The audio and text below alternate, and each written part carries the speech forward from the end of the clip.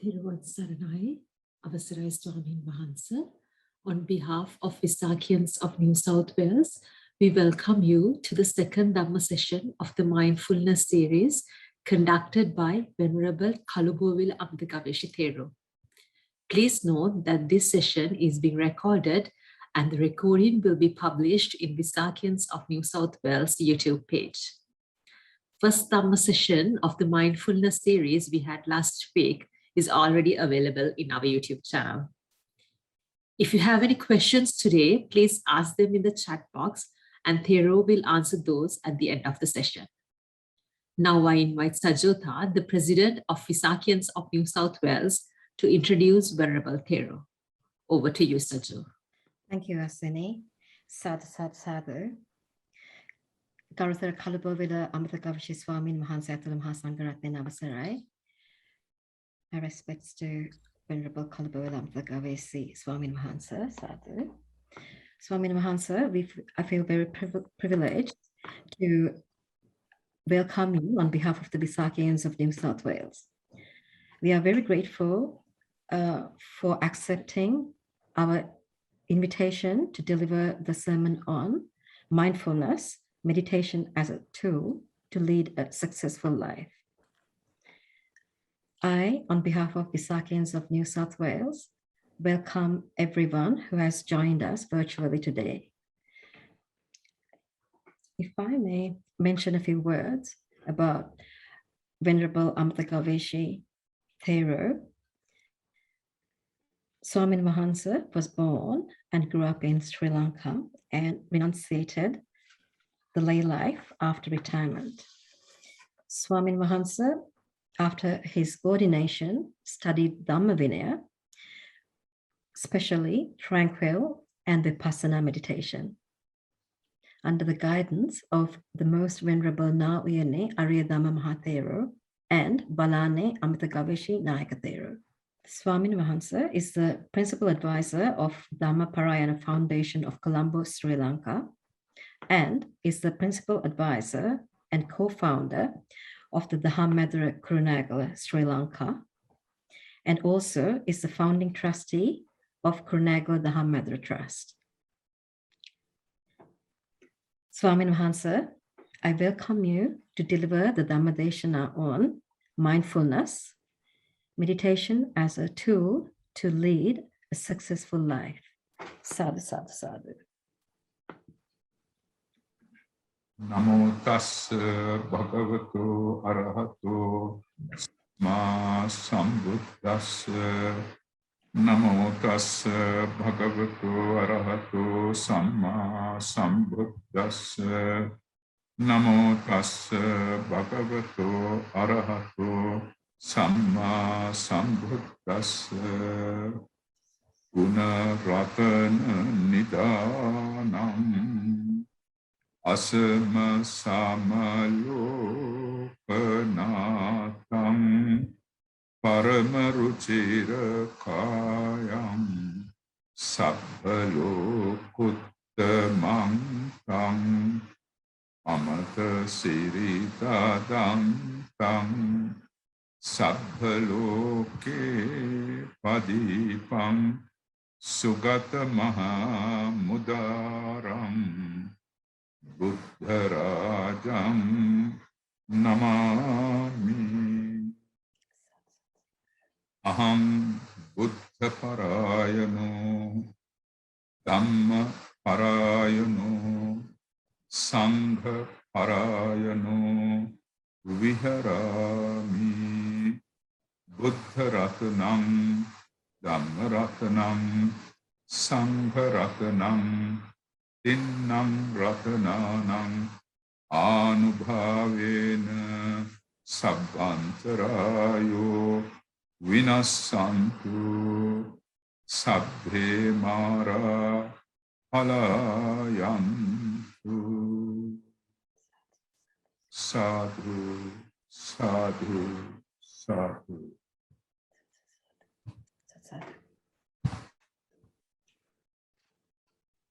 Devoted, faithful devotees of the Visakhians of the New South Wales group, and the affiliated participants today to the Dhamma session, which will be a continuation from the previous sessions.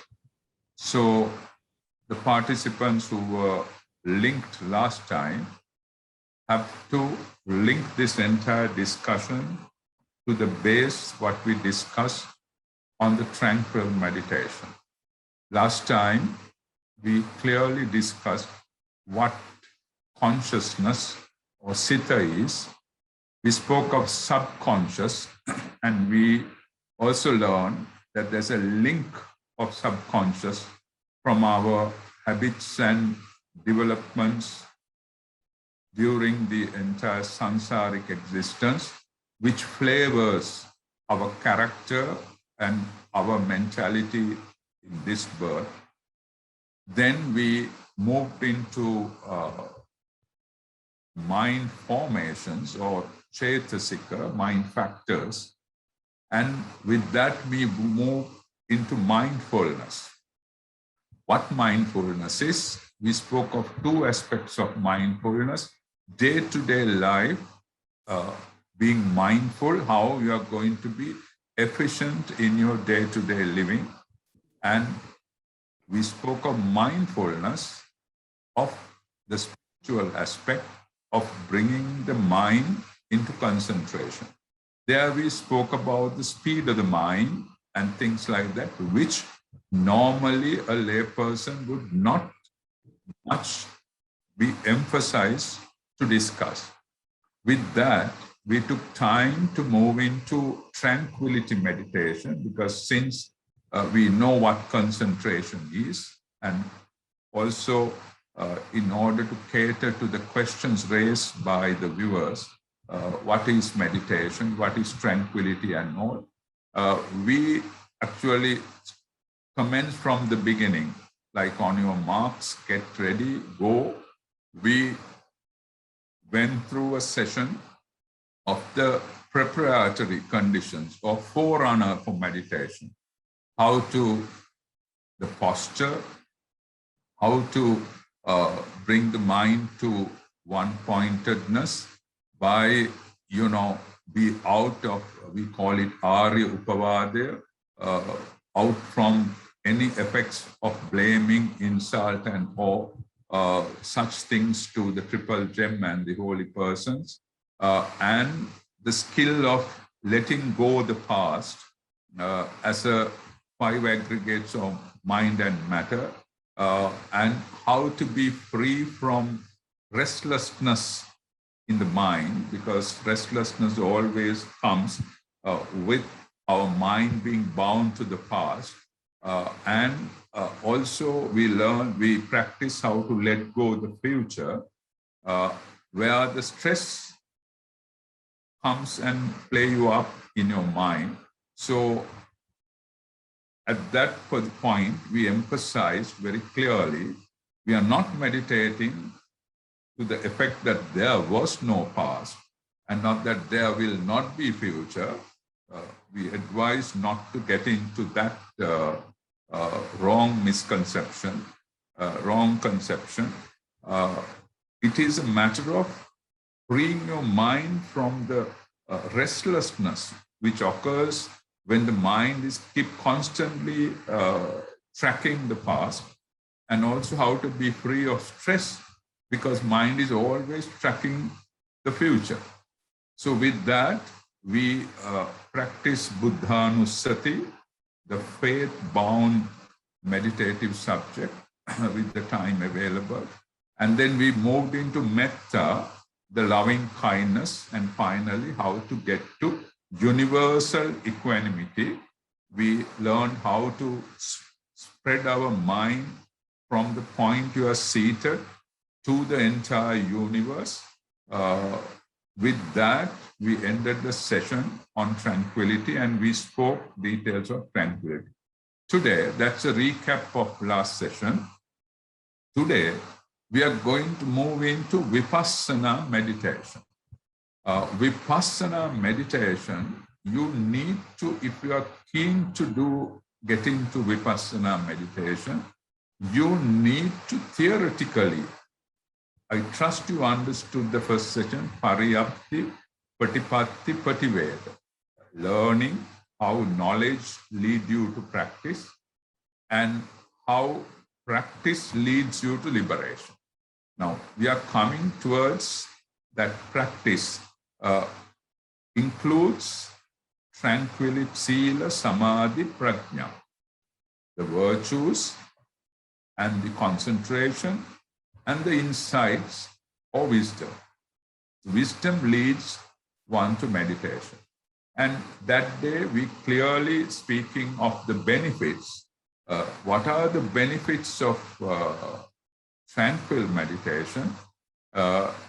It frees you from the lust, and then it leads you to concentration. What are the benefits today of the Vidarshana we are going to learn and practice today? Vidarshana, benefit of Vidarshana is you are getting to wisdom. The benefit is the wisdom you get, which you can't buy from any shop or any entity. What is the benefit of being with wisdom? It leads you to liberation. Now, we have to make very clear. Therefore, Vipassana is the stepping stone for liberation, which we have been saying sadhu, sadhu for years, and say Nivan Sapalabeva, Nivan Sapalabeva, sadhu, sadhu, sadhu. And we have been asking, Apita Sovan went by can't we attain Sovan state while being as a lay person? Remember the best devotee of Buddha, Visakha, Mahapasika, had so many children. She was married and she was Sovan. Like that, there are a lot of Dhamma linked stories in the scriptures where lay people have attained Sovan Sakadagam. With our experience, with the pencil which you maintain a lay life, whether it's in Sydney or Sri Lanka, Colombo, or anywhere in the world, pencil is a way of life, or it's a precept, how you get about in your life. That's called virtues. That's called virtues. So for that, where you live, whether you are a lay person or you are a renunciated person, doesn't matter. Then from there, the door gets open for a lay person.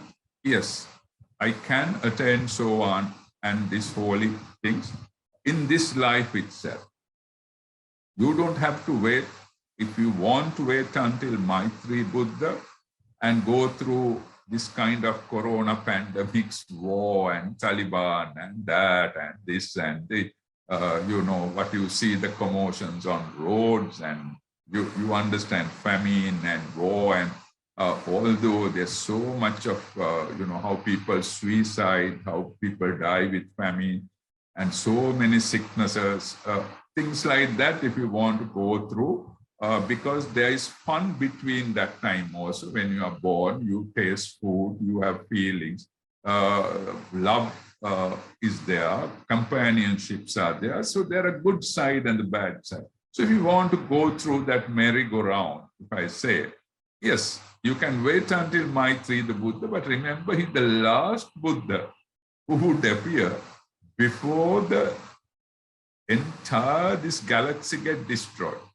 The entire galaxy, including the Divya, Brahma, the whole structure of any possibility of achieving Nibbana is gone. That's called the end of the world or end of the universe.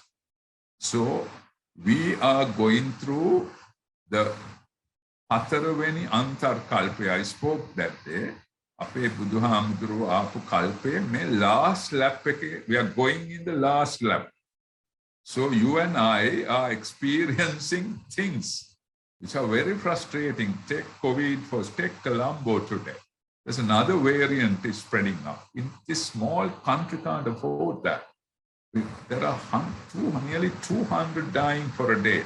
Compared to our population, it's terrible, and especially when the poor folks touch this, it's very difficult because they may not have 2-3 toilets at home. They use common toilets. Sometimes 2-3 houses use one toilet. So things like that, it's pathetic. It's so sad out there.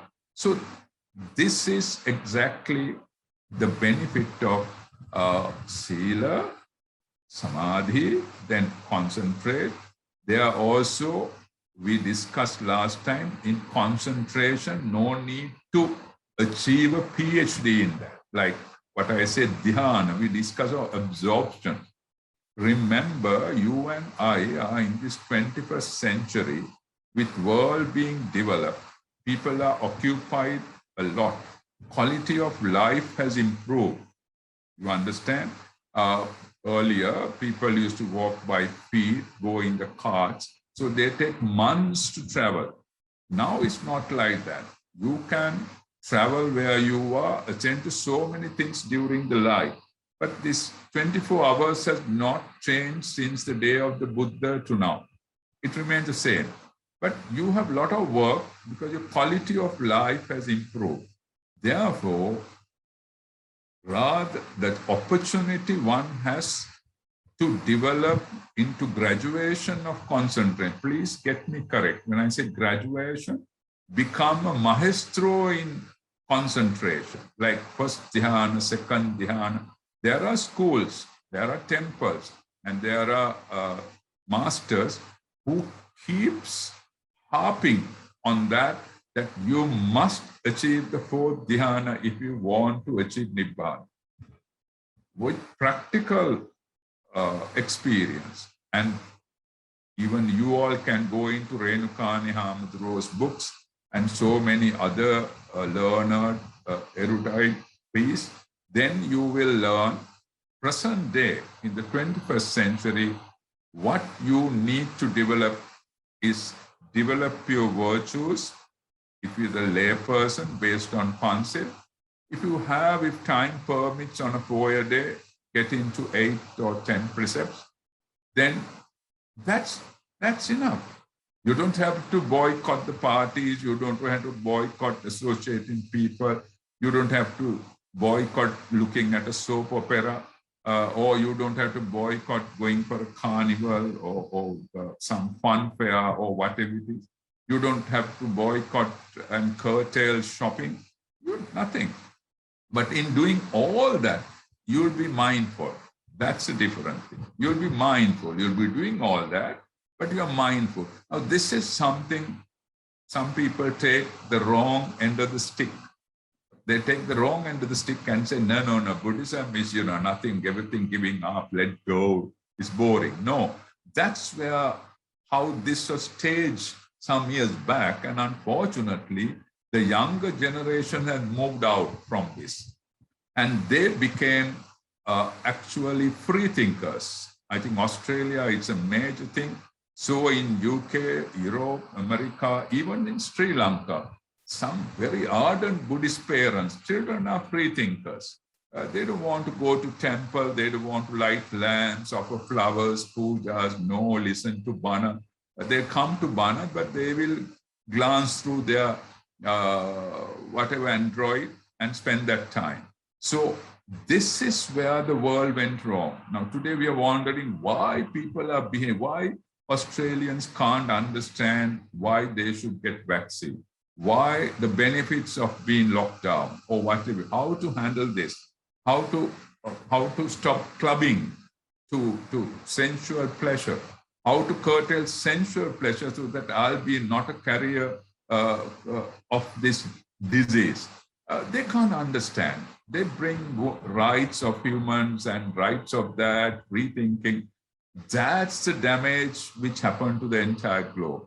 The younger generation became, this was mentioned, I forget that professor's name. He has done extensive studies for the last 20 years. He said the fact that although we claim it's development, technically, it's a development of ignorance what we have today.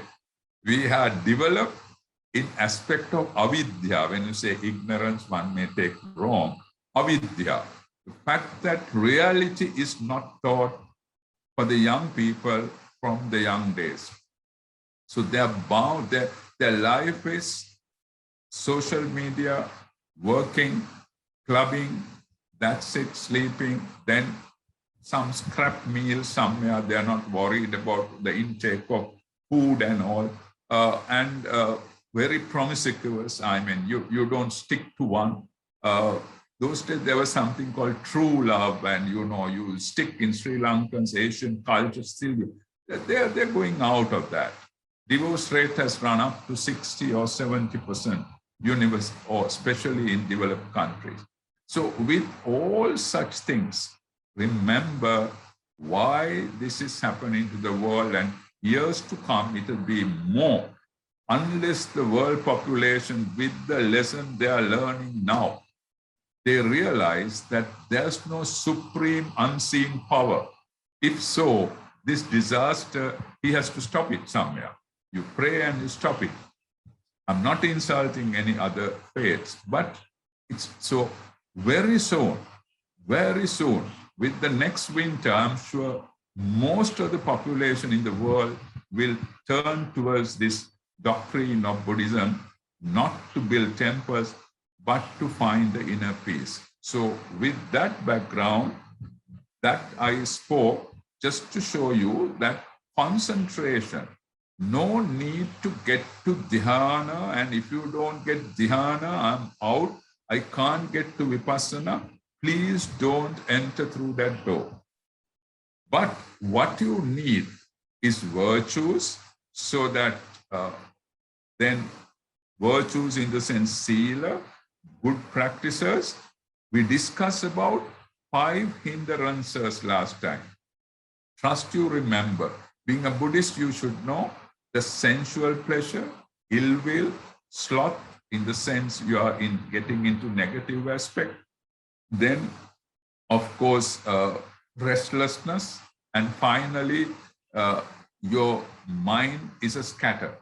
I mean, that 5 types of mentality or mental formations blocks a person of progressing towards this realization. So what the concentration, what we discussed last session, samadhi, helps you to keep those hindrances at bay. Like take a rubber ball, put it into water, it floats. But to keep the fellow down, you have to keep your hand and press it right down at the bottom, it stays. Moment you take the hand out, the rubber ball again starts float. Exactly, that's a scenario when it comes to hindrances and the concentration meditation or tranquil. So what you need to be, it's like the salt in your gravy or salt in your food. It has to be balanced or strike a balance. For a day, concentrate few times. Today we will touch Anapanasati, and with that, or get into metta meditation, or at least Buddha Gunanantai. Buddha's virtues are endless, timeless, and infinite, like that, metta meditation.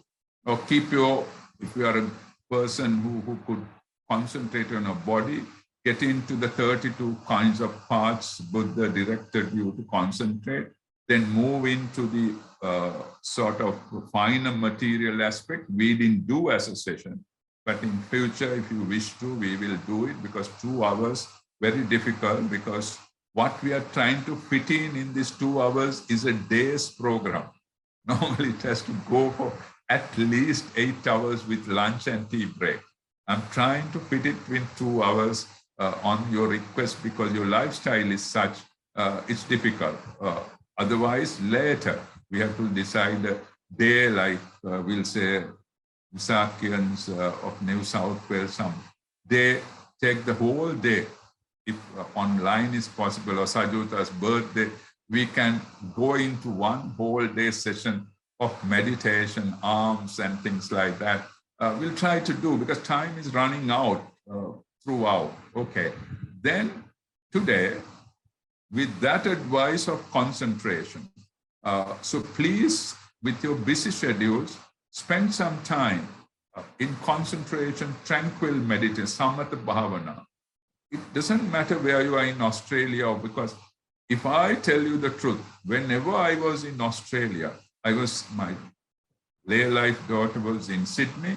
I used to go to that park in the center and meditate in the morning, not like Sri Lanka, no tooting of horns, no flies, no mosquitoes. People don't keep shouting when they're talking. I meditate about 2 hours. Then there was a drizzle one day, and there was a nice church next to it, Sydney Church.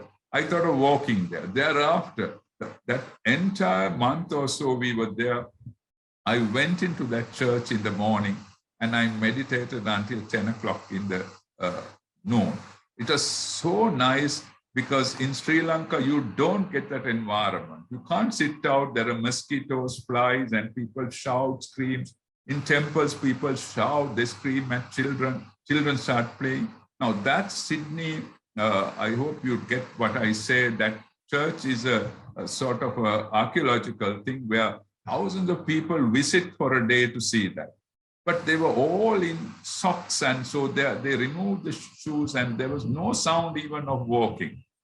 So like that, it's not the place, it is the commitment. One question was, what the advice we give to young people on meditation?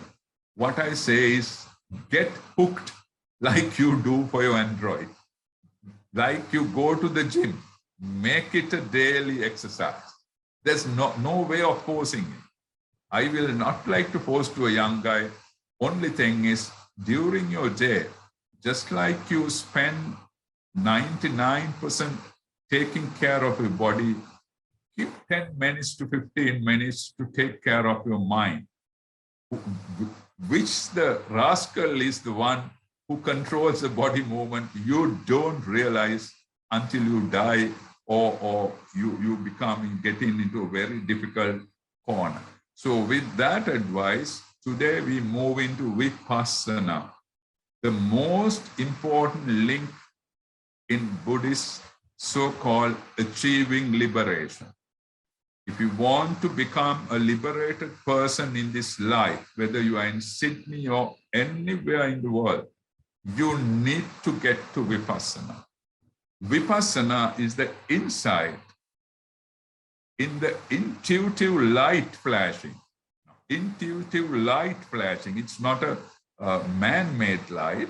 It's a light of wisdom or light of knowledge flashing forth and exposing the truth of impermanence. There you are. The truth of impermanence, anicca, and the truth of suffering or unsatisfactoriness in conditions.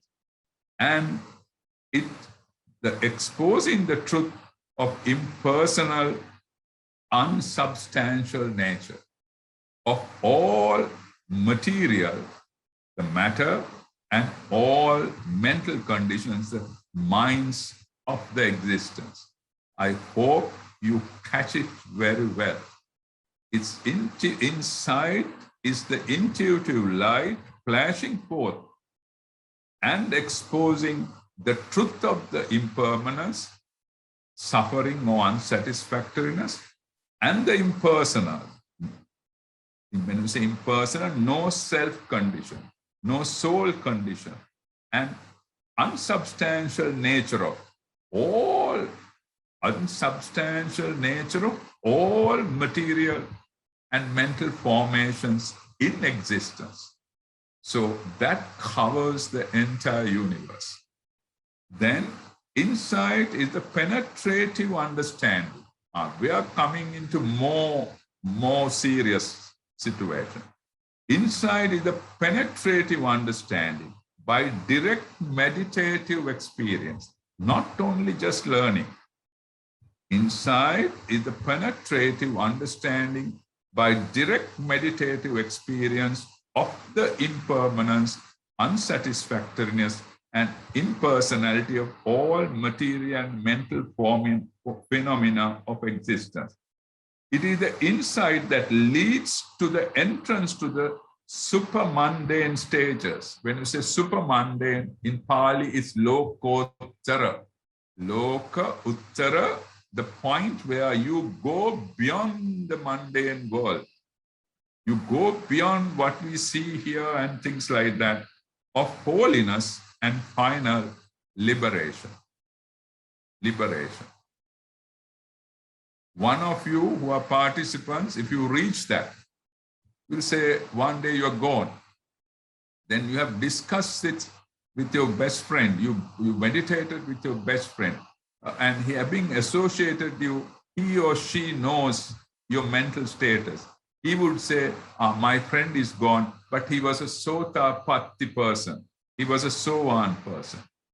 He was a Sakadagami person. He's a once returner. Or he was an Anagami person. He's a non-returner. Arahat, there is a difficulty being a lay person unless you detach from that entire lay setup, live separately, depend on food given with somebody. There are even in Sri Lanka, I know England, there are people. In States, there are people like that who at retirement, after doing their duties to children, they are still healthy. So wife and husband discuss and they spend life like that. So such people also, at their moment of passing away from this life, they could definitely achieve arahathood if they progress properly. So you get an idea of insight. Also, it is inside wisdom. We call it vipassana panya. It's not only theory. It is the inside wisdom that is in the decisive liberation factor. Actually in Buddhism, it is the decisive liberation factor. What? Inside wisdom, vipassana panya. Not these bodhi trees, the chaityas, the pujas, and all the gathas you recite, not all that. The crust of it is insight wisdom is the decisive liberation factor in Buddhism. Though it has to be developed along with other training. Now, this is the beauty of it. It doesn't pop up from the sky. You have to develop along with the morality, what we spoke, sila, and you culmination of inside practice, visuddhi. You have to clear your mind stage by stage on the reality, and it's lead directly to stages of holiness. Now, this direct status of holiness is not up there in the sky. It is within you, in your knowledge and wisdom. Through that you achieve. It's no need to get into different clothes. Of course, I'm in robes because I'm undertaken more precepts than you, and I'm completely celibate, that I don't have any physical contact with any of the sexes out there. So I'm celibate. That's a different thing. So there's a robe to sort of bring control over what you wear, evening wear, party wear, and things like that. So, but remember, that is just a touching situation, just a point to touch you to understand. Remember, though it is developed along with the other training, morality and concentration, culmination of inside practice leads directly to the stage of hope. That means, in other words, vipassana is the passport to holy stages. I trust that is clear. I trust that is clear with everything. It is this vipassana which is the stepping stone for your Sovan, Sakadagami, Anagami state. Buddha said, as far as his sasana exists, as far as the people practice virtues and concentration, Nibbana is always there. It's not in the museum, it's not in your cupboard, it's not in those massive books where scriptures are written, not in the state of arguing with each other what is correct and what is wrong, who is correct and who is wrong. And then, of course, there are various stages of achieving vipassana. There are 7 kinds of personalities Buddha showed. 7 kinds of personalities Buddha showed. Ubato Bhanga Vimukta, one who does tranquility meditation and vipassana both to reach the holiness. Ubato Bhanga is one who released both ways. And there are Panya Vimukta, one who liberated by understanding wisdom. He doesn't do tranquil meditation. He does only vipassana. That's 2 classification of Rahatan Mahansa. One achieve Arahathood with concentration and vipassana. Remember, you could be one. Or you doesn't develop concentration, you develop a reasonable concentration and you move into vidarshana. That is called the one who liberated understanding the wisdom. So there are 2 characters of Rahatan Mahansa who achieves it. Then Anagami, non-returner. There he called Kaya Sakhi, the Pali term, don't worry, the body witness. He does samatha and vidarshana both and get to Anagami. He doesn't return to this human world after he dies. He is born in divine abodes and he achieved Nibbana there itself. He will not get into the mess of suffering here on these planes of lust and pleasure. Then there is another Anagami called Dittapata. He attains only, he trains himself only on vidarshana, then he gets to Anagami. See, 2 ways of achieving Arahathood and 2 guys classified in Arahathood, 2 guys in Anagami. Then there are another 3 guys. Now, Sakadagami state, not mentioned. Later, if we have time, we'll discuss. It's a very in-between subtle stage. Nothing to clamp over and kill yourself in there. And then, so on. The start, the base of it, there are 3 kinds of guys. There are guys who liberate through faith. You have seen people, Harima faithful, you understand. They are so much, they give dana, they build temples, and they're based on that. And they reflect the good things he had done. And then his mind becomes concentrated because he keeps thinking of the good deeds he had done faithfully, on liberated, on faith, on Buddha-anusati, keep doing Buddha-anusati. And through that, he gets to vipassana and then he attains so on. Then there's a thing called Dhamma-anusari, Dhamma devotee. He's not much, he doesn't have much faith. He may not go into these pujas and things like that, but he develops, he reads a lot. He understands Dhamma a lot. There are a lot of gens at home, they don't go to temple, but they read Dhamma a lot. And through that, they get to concentration when they read Dhamma and contemplate Dhamma. With that, they move on to vipassana, insight meditation, then they achieve so on. There are 2 persons distinguished who can become so on. And there's a 3rd person, Saddha-anusari, faith follower. However much he meditates, he can't achieve vipassana. He's only he's a good guy. You know, he's a good guy. He doesn't do any wrong. But he keeps doing good things. He gives dana and things like that. He has the temple. But he doesn't practice vidarshana. So he is not a person who would achieve any holy status in this life. So that shows you, you can select any stage which you want to get into. You can get to so on, either being faith, having a lot of faith, or being a Dhamma devotee, knowing the subject very well. But yet you need to do vipassana. If you want to be anagami, non-returner, back again to this mess, then again you can do concentration and vipassana, or only based on vidarshana, you can achieve anagami.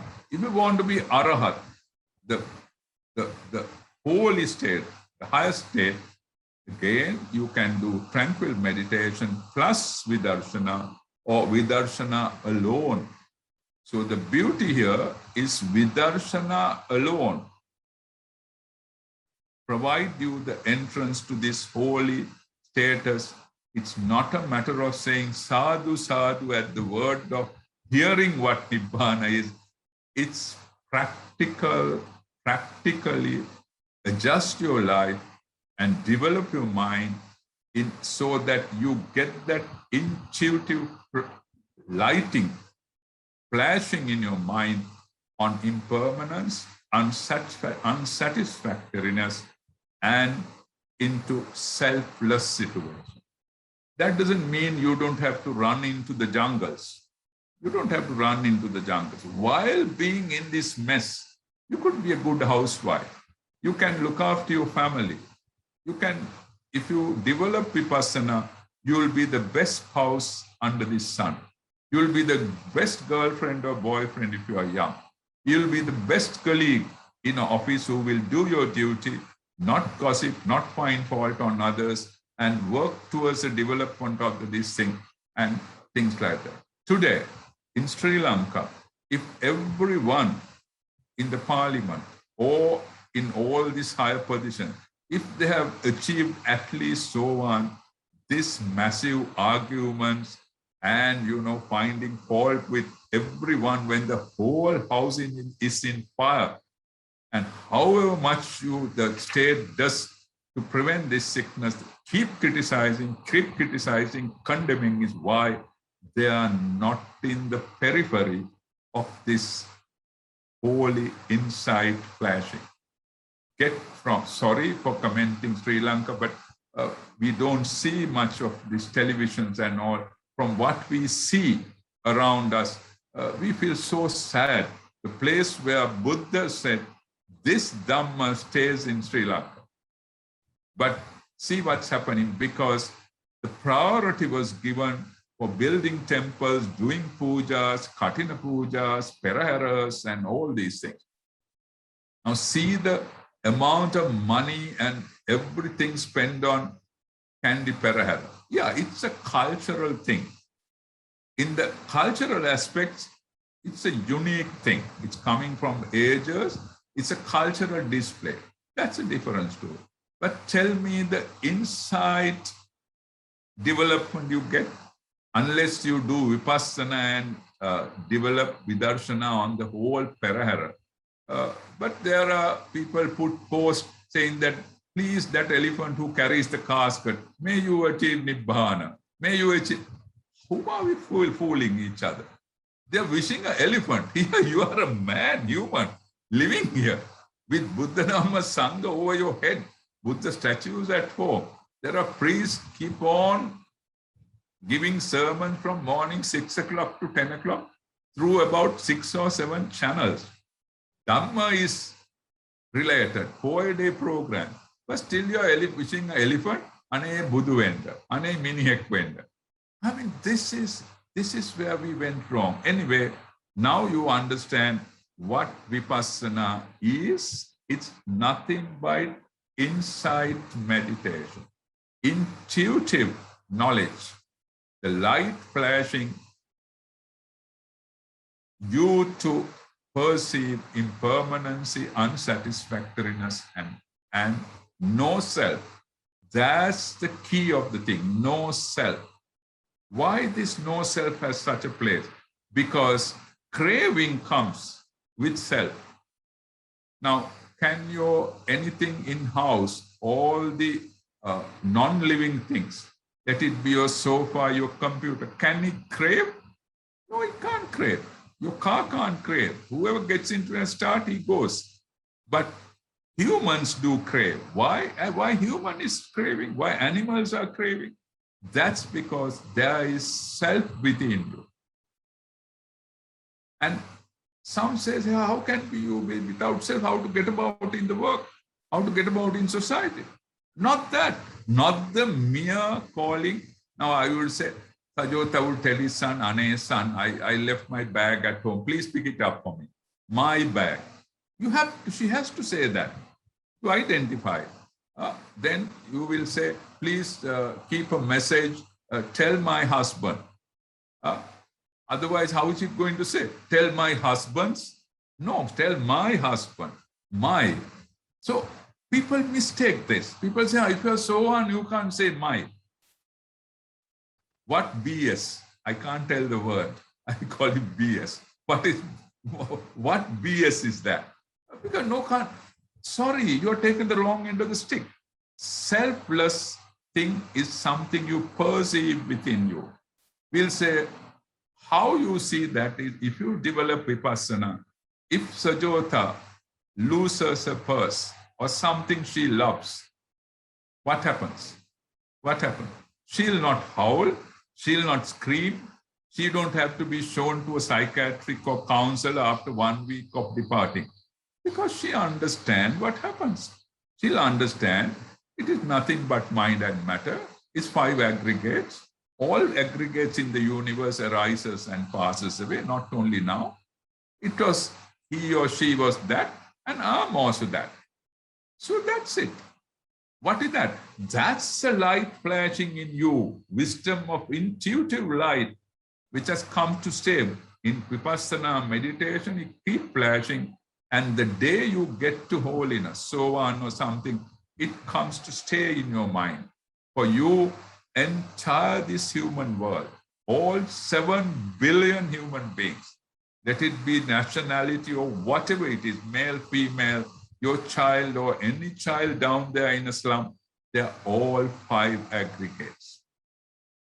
And what you see, hear, smell, taste, and touch, and think, that's all create these 5 aggregates. There's nothing to hold as me, I am, and self. That's the final thing. See what a wise, and that's called wisdom. So steps in Vipassana, this Vipassana theory, Sajota, takes a lot of time. I'm sorry, practical meditation, I doubt, but still I'll try my best. It's almost 1 hour is coming to complete.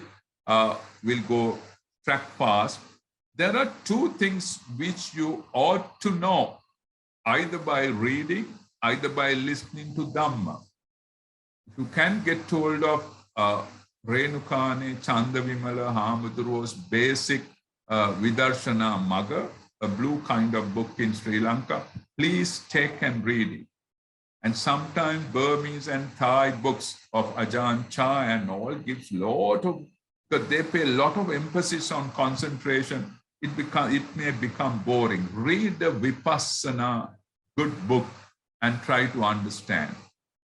Other than just another magazine or some journal, try to read something like that. And you, in order to get to Vipassana meditation, it's compulsory that you are able to define material and materiality and mentality separately.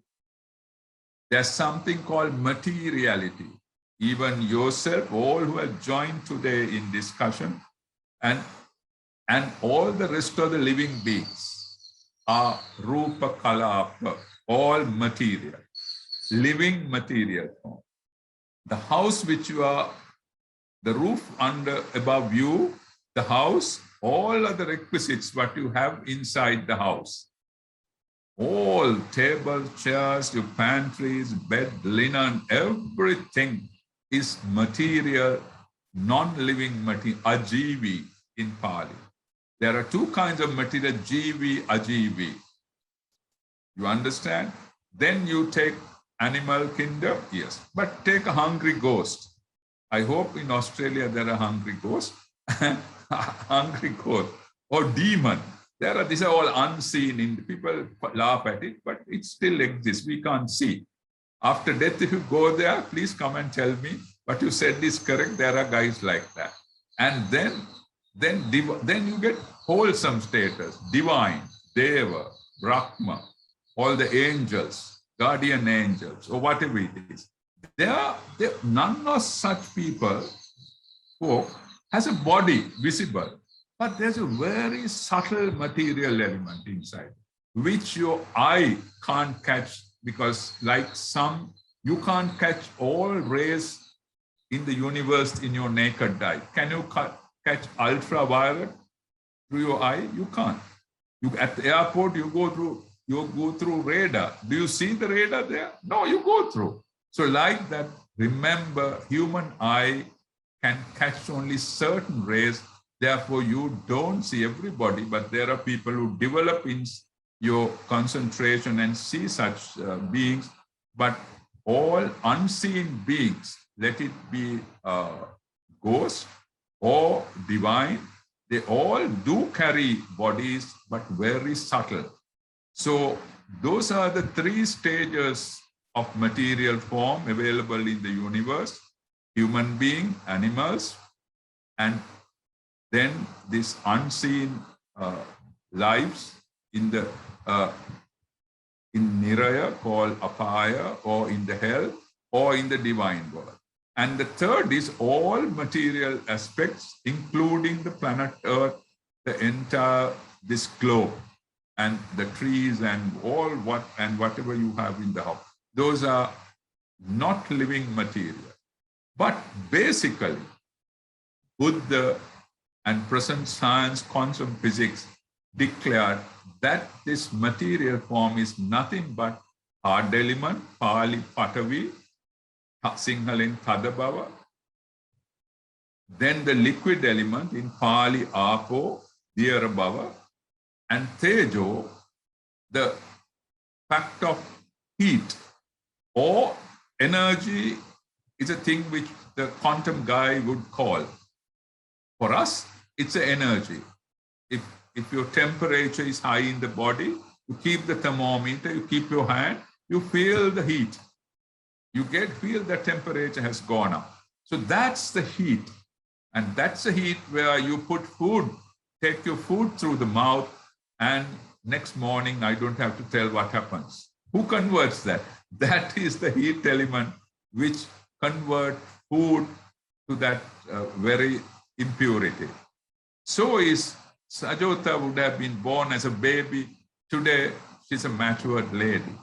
Who changed this? Was it parents? Or was it anything? Was it the karma? No, it is the Tejo Dhatu inside you.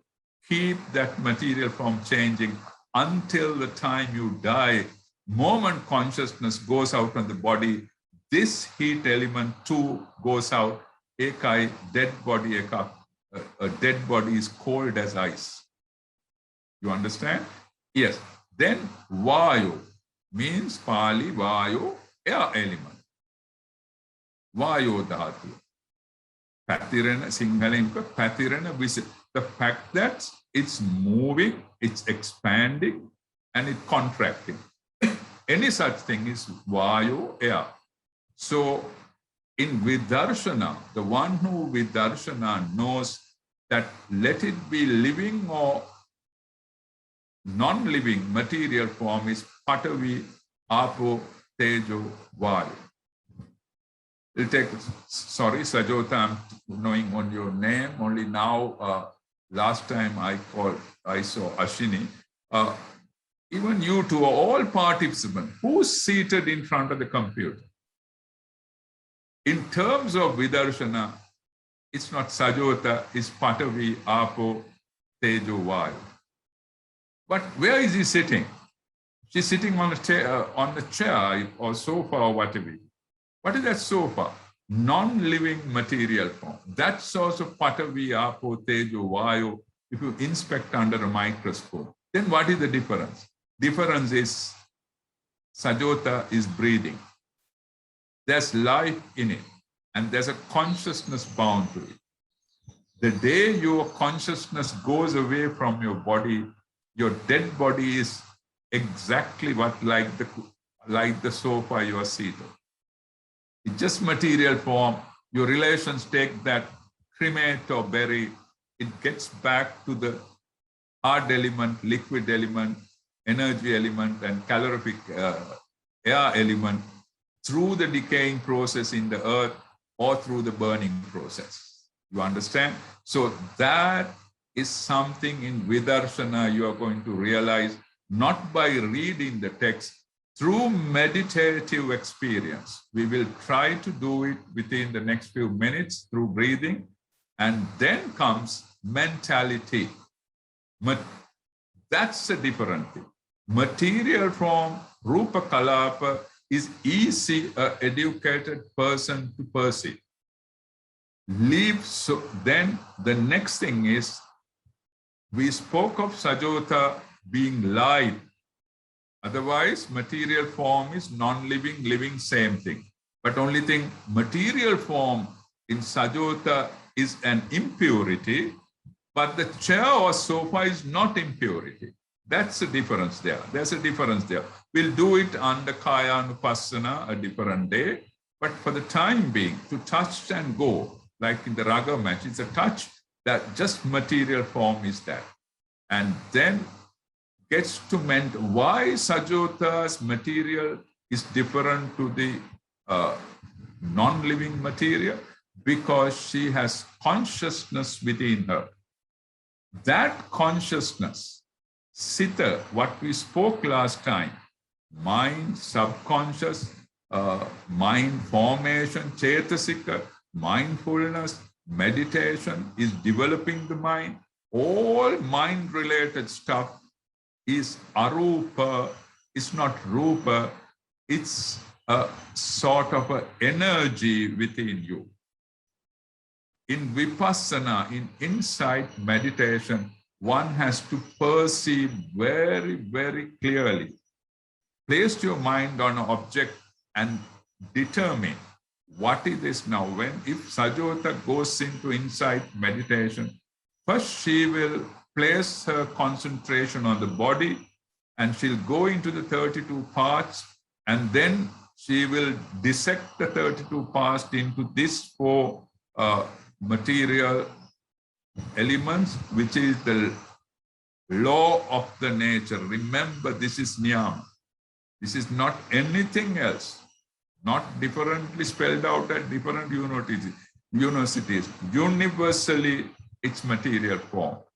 Then it's easy to understand. Then what keeps going? What keeps you to listen to this Dhamma? How can you distinguish between Sila, Samadhi, and concentration and Vipassana? How do you understand word by word of what you hear as Dhamma? That's all mentality. So mentality is difficult to understand. That's where most of the devotees go wrong. So spend your time, because it's a very subtle thing. It's an energy. You can't catch and feel. Now, if Sajota meditating on the body, she has the hair. She can hold the hair and see. She can look at the nails. She can look at the skin.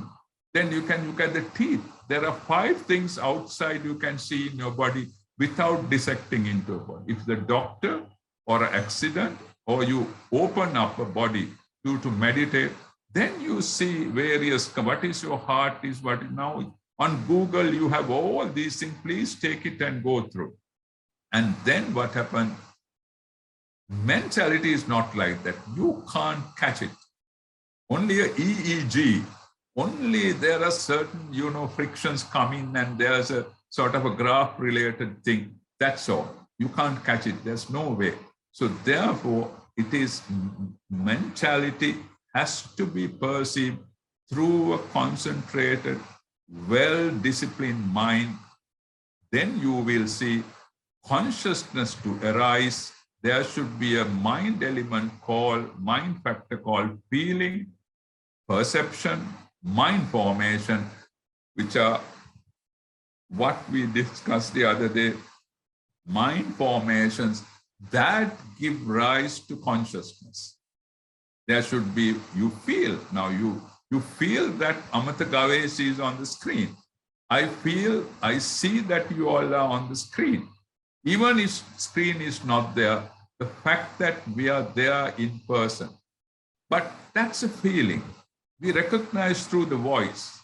Now, Sajota having spoken to me several times, even her picture is not there. When she speaks, I know, this is Sajota, not Ashini.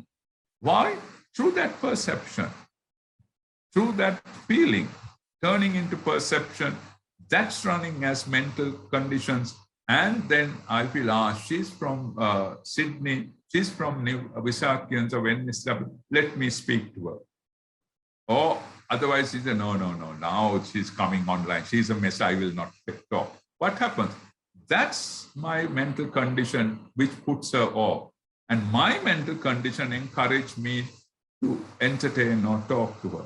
So like that, devotees, please remember, you have to, before, at least my request, before you close your eyes, whether you are in Sydney or Sri Lanka or Timbuktu, please, not as Buddhists, human beings, before you lose this valuable state of life on planet Earth, once where the Buddhism still flourishes, please perceive, understand what material form and mental form.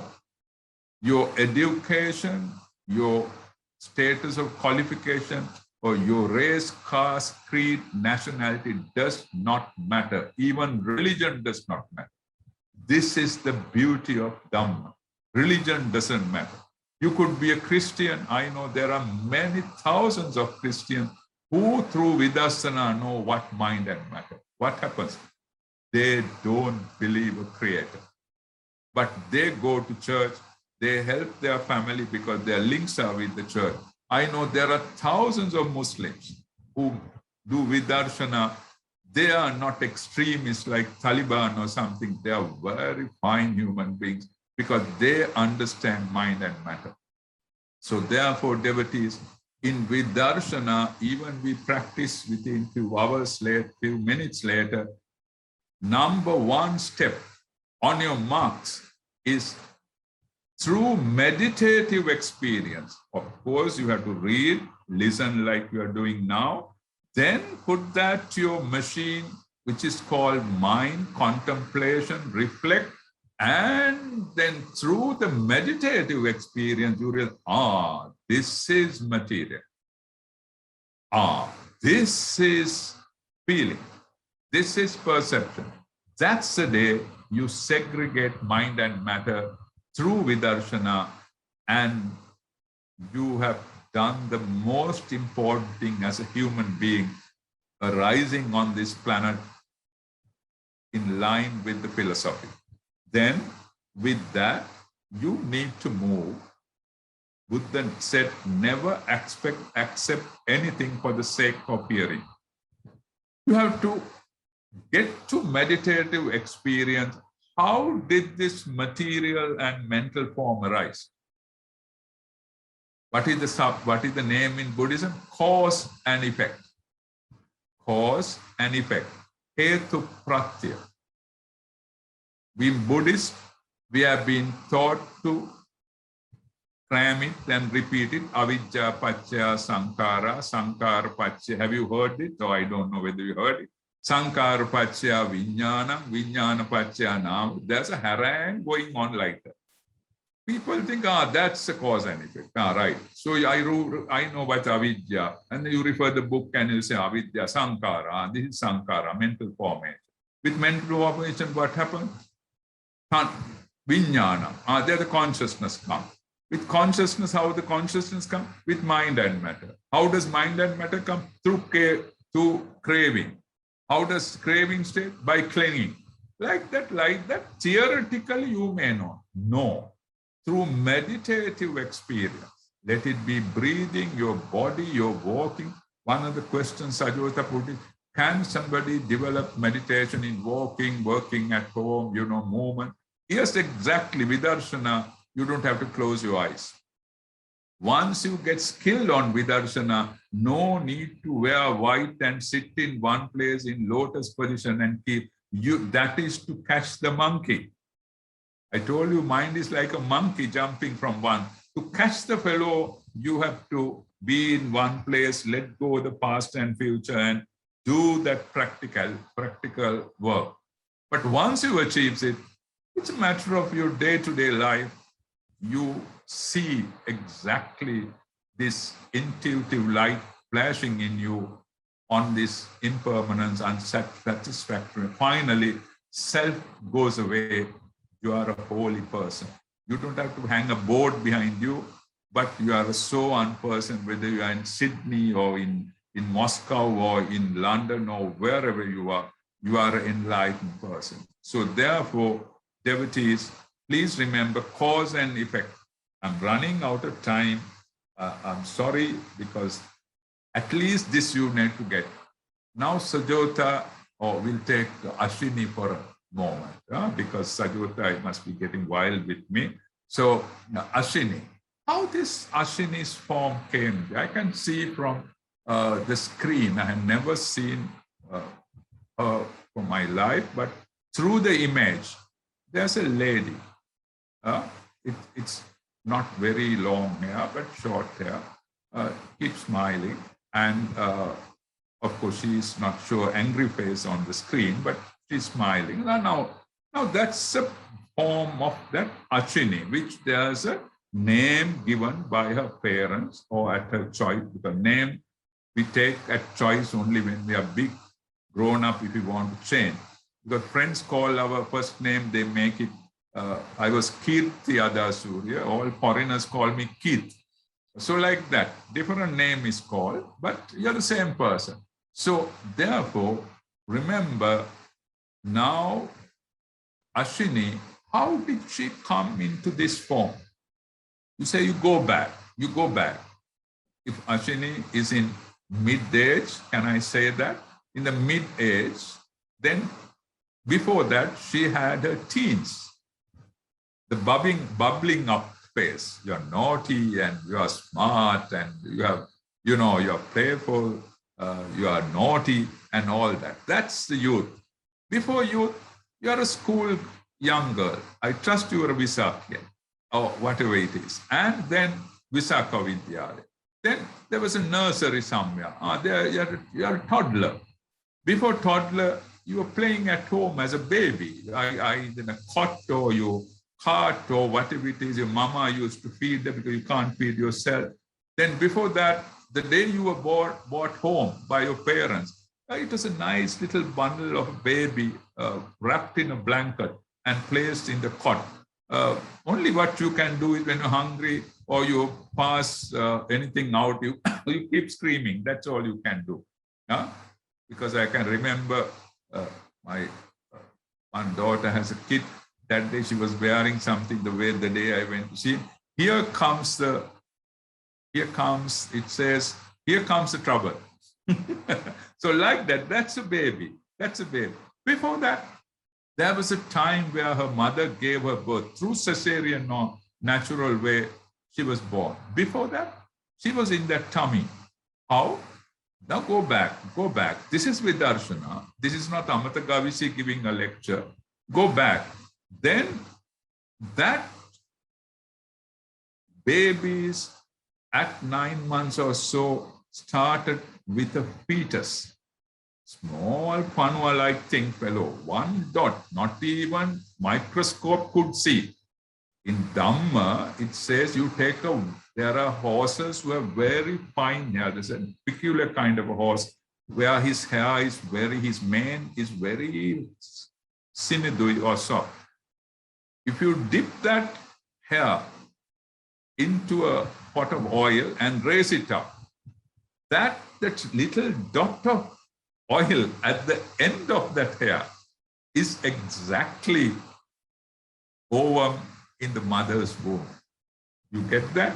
So that's the start. Now this is not biology story. This is Hetu Pala, a person in the 21st century to understand, leaving out the Pali words of Avidya Pachya Sankara. Then that tiny little dot in the mother's womb is called ovum. What is an ovum? Ovum, if you analyze, it's Patavi, Apo, Tejo, Vayu. It's hard element, liquid element, air element. Does it comes every time you get an ovum in the womb? You being educated Visakhians. I hope the entire audience is educated. It comes only at a calendar or at an interval. And it remains there only for certain hours or certain days, certain hours, 24 into 3 or 4. If it doesn't fertile, what happens? What happens to nature? The body rejects that. When, sorry to mention names, when that lady woman who carries that eggs, the number of eggs in her is determined at the time she becomes a fetus in her mother's womb. See the link of Hetupala. It doesn't come, we think when she attends, it comes. No, that's the day you notice the cycle. We take a ceremony and all in Sri Lanka. But that's the indication of, okay, the cycle is starting. But before that, at her fetus stage, those eggs are determined. So it's a whole phenomena of material form, hard element, liquid element, calorific element. Buddha says, not only that, there's something called Bija Niyama and Irtu Niyama. There is a law of nature according to the seasons. That's how the egg comes and goes. That's the season. Then we get Bija Niyama. In that Patavi, Apo, Tejo, Vayu, there are 28 kind of derived materials which are called gene structure in the present nature. There's a gene structure. But what can that gene structure, can the vijnana which comes upon that to make a conditionality live or activate when it's not fertile? No, it has to be fertile. See the beauty of Hetupala. It has to be fertile. Why? The plus genes has to come in there because she may carry plus and minus to certain limit. Balance plus and minus has to come through male genes. That entire copulation, fertile in process happens. Is it because of the body? No, analyze it. This is the truth and nothing but the truth. It is the mind who prompts you for joining. It's the mind that prompts one to get into that activity. Analyze it. Don't be embarrassed. Priests normally don't tell this. Therefore, you never understand cause and effect. And everybody is silent because, this is exactly cause and effect. Once it's fertile, then the material form in Bija Niyama status, it's ready to attract a consciousness. That is the thing which called so many hours, it remains in the uterus. It comes out from the fallopian tube and it remains there. What happens? That's the stage where we'll say, I don't want to say Sajota, but one of you leave this world at a certain moment. Sometimes your household doesn't know. Sometimes you are in hospital, the nurse doctor doesn't know you're passed away. What happened? Your body, that hard element, liquid element, air element, remains as a corpse on the bed or in a casket or whatever. But where this consciousness, where Sajota used to jump up and do all this and do Dhamma, do all that, live a life, then that is, you understand that's mentality, which is the universal flux, is in the air. His activity, his garnishing. You know, present day, you go to a hotel, order something, your dessert doesn't come in boring ways like in the 50s or 60s. It's all garnished. You feel like eating. A little bit of sauce here and there, a little bit of fruit that here and there. Take your dessert, take your salad, it's all garnished. So much of garnishing on a buffet. Why? To tempt you. So like that That consciousness which got released to the universe is garnished with the karma, the good and the bad flavor. And we spoke of the last time, the karma nimitti, gati nimitti. Certain visions one get at the time of death. It's all mentality. Okay? So with that, dear devotees, that consciousness, since it's driven out of your karma, that's how we select who is the father and mother. Where am I going to get established? This is a thing I'll have to give a sermon up to 12 o'clock tomorrow. It's so much of Dhamma within that. I'd refer to Abhidhamma if you're keen, you can find out what's happening. But for one who meditate and want to liberate, understand in the cause and effect, that's now the material form is there. We call the mother, we call the fertile ovum.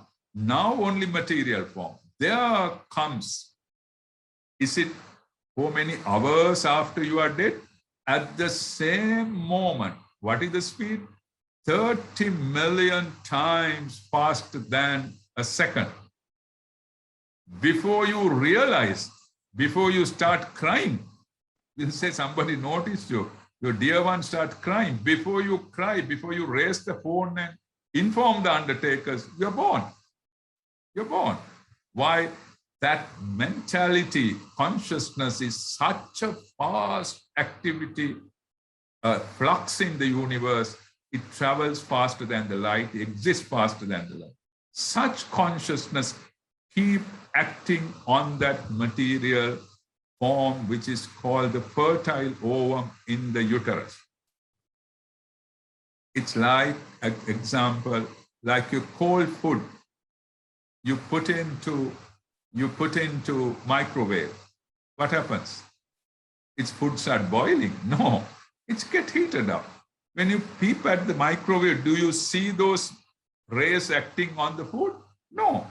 When the bell goes up, you open and take a hot food. Exactly, that's a process how, sorry, it's a very mundane example. This is not in the books. I take that present ladies and everybody to understand microwave, or we'll take a simple thing. There's a lotus in a pond. It's inside the water. The tiny bud is inside the water. It comes up, comes up, comes up.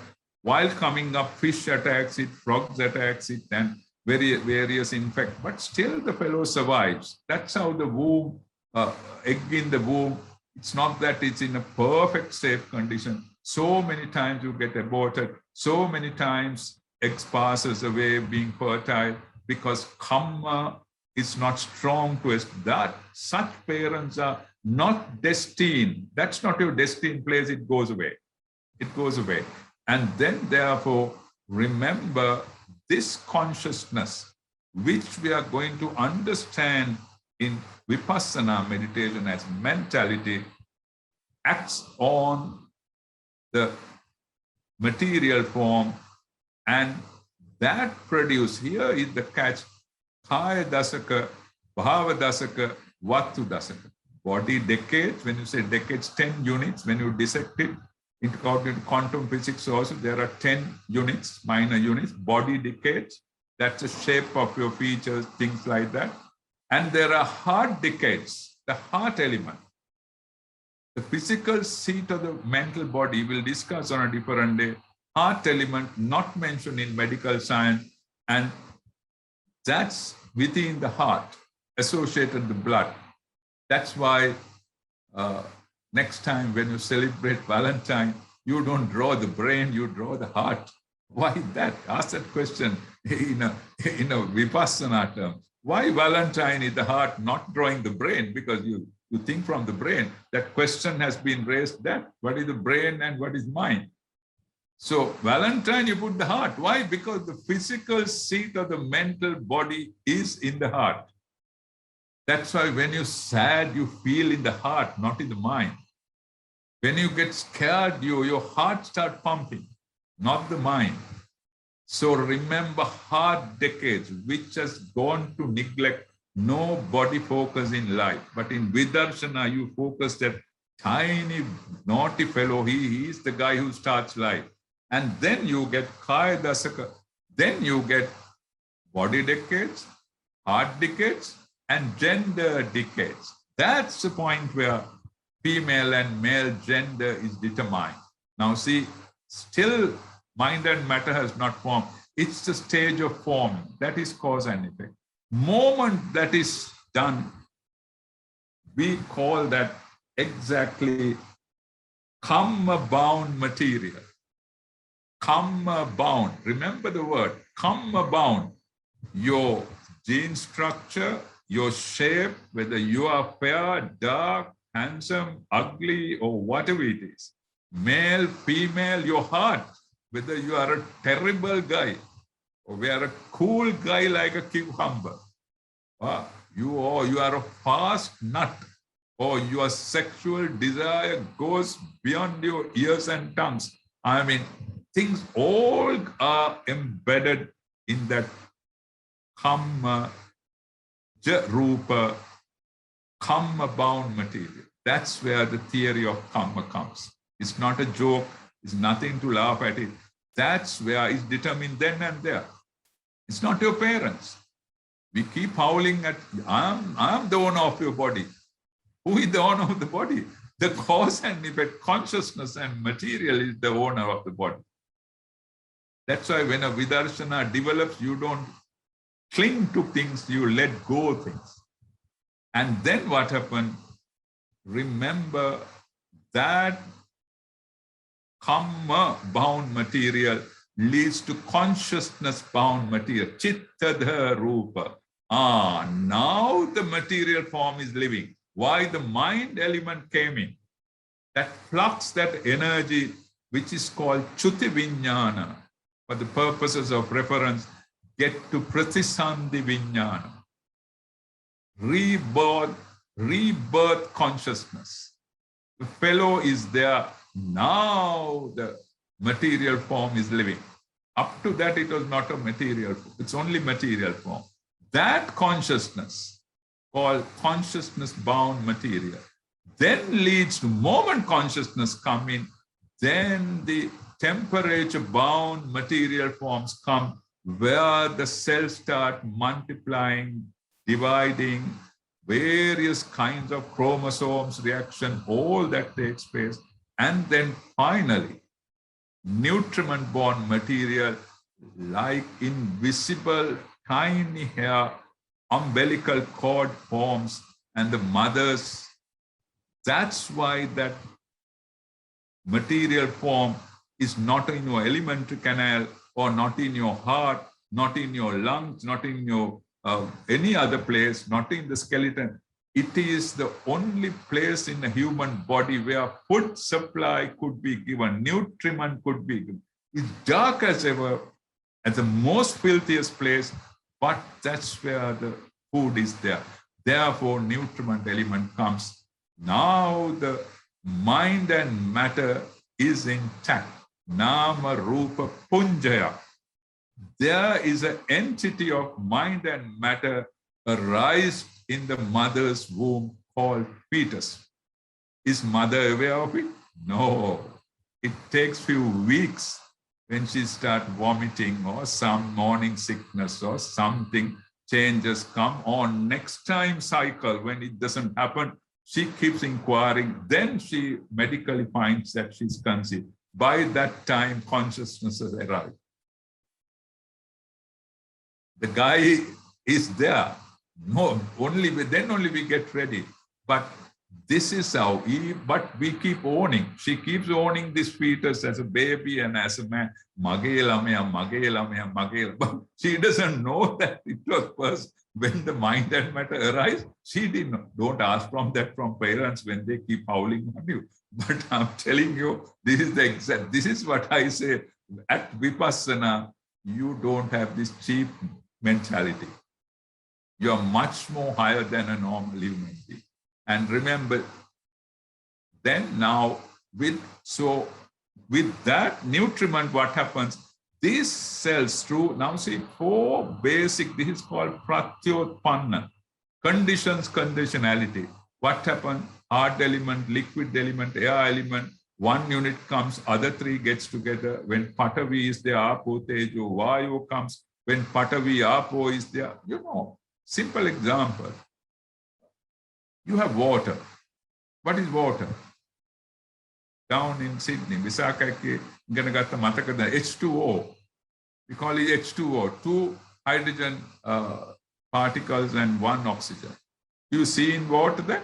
No, that's water. But if you do vipassana to water, it's H2O. Then how did H2O come? Then that's universe. That's the trees, oxygen coming out, the sun, and sorry, I can't take time to explain that. You all better do your homework. And then you boil it. What happens to water? It evaporates. It's air. Then what happens? You put it in the fridge. It becomes hard as rock. Same element is changing into various shapes. So like that, this material form in the mother's womb with the nutriment, with the consciousness bound material form which came in, but remember, passing remark, that consciousness which got established get to subconscious states because there's no light, there's no eye, there's no ear. He can't respond. So it goes exactly into subconscious, which we spoke earlier. What does the subconscious say? It has the flavor of all your past activity, which your character, your remembrance, your intelligence, your wisdom, so many preferences, your orientation, sexual orientation, so many things come with that bhavanga state. So it's in bhavanga until he's born. Until he comes to this world, until the cord is cut, that bhavanga chitta is there. Okay, so that's in order to understand cause and effect with the nutriment and the other 4 Dhamma-bound material, nutriment, energy-bound material or temperature-bound, consciousness-bound material, with the nutriment, it starts growing. What happens? 6 sense bases arises. Your nose, mouth, tongue are now the backbone of all that skeleton structure comes in. Your alimentary canal is formed, your urinal and other reproductive systems are according to gender is formed because gender has been already arrived, determined, and such a baby is ready to born. You understand? Once you're born, there are nama rupa. Who is born? We call it a baby is born. We say congratulations, and now they have, I forget the name, Mona shower the mandanne, matadanne. Apata ape kale mona baby shower ekakවත් තිබ්බනේ අපි ළමයා වරගෙන ගෙදර baby shower. ඔන්න කරන වැඩ. මේ නාම රූප දෙකක් හටගත්තයි කියලා baby shower, that shower, this shower. There's big do's. We all went wrong track. දැන් අඬනවා කොරෝනා ඇවිල්ලා හරි ප්‍රශ්නේ අපි මැරෙනවා දැන් මොකද කරන්නේ? So therefore, please understand, I made it simple. So the 21st century guy who's educated understand what Buddha said, avidya paccaya sankhara. And then what happens? This baby, since he's separated from the mother, then he feels the heat, he feels the cold, he feels the hunger. Now he picks up. And we go in front of him, say, now he only can say, mum, mum, mum. Then the mama goes and says, mama. Amma. What is giving? Sanya. We give sanya, perception.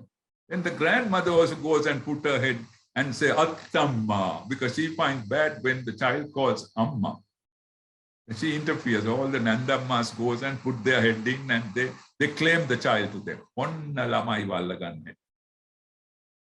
Taatta kiyanne kawuruth naha. Passe thamai taatta hitiyot. If he's not busy, he'll come and say, yes, Tata, I'm the Tata. All these mammas get into the scene. That's all sanya. Sorry, I'm not insulting anybody. I'm trying to make user-friendly so that you understand, other than big Pali words and you don't understand. Then If you don't understand, that intuitive light will not flash in you, called vidarshana. You have to understand, read, listen and understand. Then what happens? Up to that point only Buddha said, avijja. Now you keep analyzing.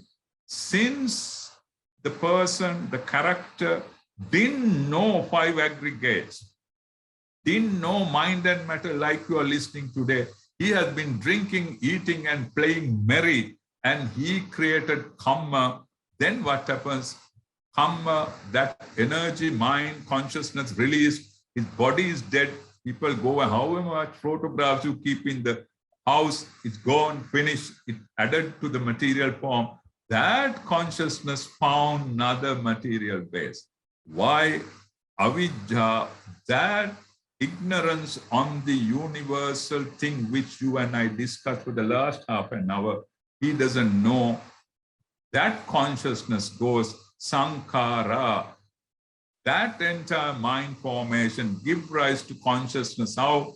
Through the ear, to the tongue, through the nose, like that. It keep creating vijnana paccaya. That consciousness gave rise to mind and matter, which we call a baby, which we call sajota as a baby. Up to that avijja, if somebody asks, what is sajota at the time of birth? How did it occur? What is the cause? Avijja, sankhara, vijnana, nama rupa. So it's a bundle of nama rupa, is a baby. Or let it be father, mother, or anybody. Nama rupa paccaya. What happened to that mind and matter? What happened to gender decades? What happened to heart decades? What happened to karma-born material? What happened to temperature-born? That's all gave rise to salayatana. Nama rupa paccaya, salayatana, it gave the 6 sense bases. Salayatana paccaya passo, that gives you contact. You understand? Then ayatana is material, passa is mentality, contact. You look at things, you see. And when you see, you start with contact. Contact is not the material, it is the matter of a mind formation, mind thing. Passapaccaya vedana. More with contact, what happens? Feeling gets into the scene. Which is feeling material or mentality? Mentality. Although we feel our heart, although we cry, we laugh and sing, that's all mental form feeling. Vedana paccaya tanha. Moment feeling is there, what happens? You start craving. Up to this, unto the time you are arahat, not even so on. Up to the time of arahat, if you don't understand this cause and effect and segregate mind and matter, understand 5 aggregates through and through of living and non-living material and the universal phenomena, what happens? You keep craving. How do you crave? You cling.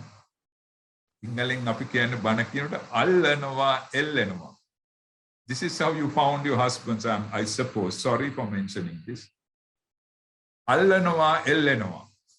You catch the guy, then you hang on to him. Sorry for saying this. But at least through that understand what I say. Ellenova means upadhana, clinging process. This is how you and I cling to everything under the sun. As what? Upadhana paccaya bhavo. Everywhere you cling, it gives rise to kamma bhava. You are born again. That takes you forward. Bhava means existence. So, bhava paccaya jati.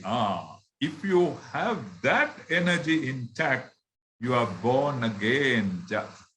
Birth gives rise to jara, marana. The whole cycle starts again. Do you understand cause and effect? Within that, dear devotees, Buddha said 24 conditions, It's a detailed analysis of this cause and effect, how Sahajata, Anyamanya, there is a lot of Pali terms simply like that. Whenever hard element, Anyamanya is, whenever hard element is there, liquid, calorific, and air element joins that. This is the world. This is how rain comes. This is how the sea is. This is how the flowers bloom. Everything you can explain under that. What you are, what your child's mentality, what is your mentality, what is the mentality of people, how they get about, how you cook, everything is subject to that. So remember, the cause and effect which we took all this time to discuss is the thing which brought Nama Rupa bundle, which are named as Sajota or Ashini. Do you understand? That's simply what you perceive through Vidarshana. Now, dear devotees, it's almost only 15 minutes left. Because for this cause and effect theory, it takes at least 1 day to explain. Now, it's not a matter of listening. In Vidarshana, you have to take the meditative subject, let it be breathing, walking, or anything. Whenever you perceive material, whenever you perceive mentality, you must see how these 2 rascals, or 5 aggregates in another word, is working together. How did these things arrive? Is it a creator? It is your mom and dad only? Or is it me who is in trouble? We always feel, why it's happening to me? Why it's happening only to us? It's all, then only you will realize it's all phenomena is cause and effect. Anicca vata sankhara.